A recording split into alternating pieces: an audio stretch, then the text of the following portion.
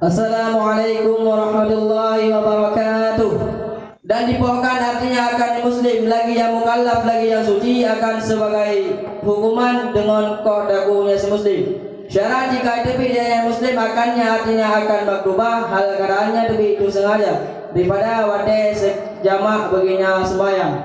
Jika anak yang muslim itu malas beserta iktikad wajibnya sembahyang. Jika hanai tobat yang muslim sesudah petunjuk tobat dan berdasarkan datu sunnah bertobat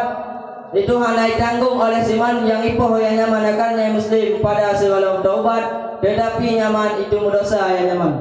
Dan dipohkan hal kerannya poh itu kafe jika tinggal yang muslim akannya sembahyang hal kerannya tinggal itu ingkar wajibnya sembahyang maka hana dimandikan dan hana disolatkan datunya si muslim.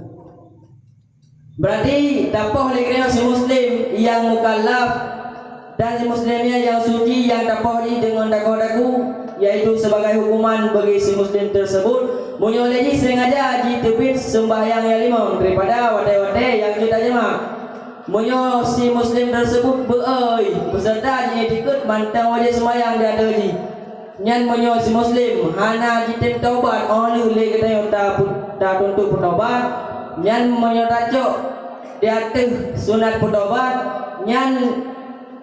hana payah ditanggung di sirara urang yang jipoh si muslimnya bak sebelum ieu tobat tetapi hukum pohinya mendosa bagi siman dan dapoh lom yang dapoh tersebut yaitu belagai dapoh api munyo si muslim tersebut ditinggal sembahyang dengan diingkar wajib sembahyang dan tuji nyan maka di urangnya hana payah ada semanu dan hana payah ada sembahyang datu si muslim ya langian api. Ya Allah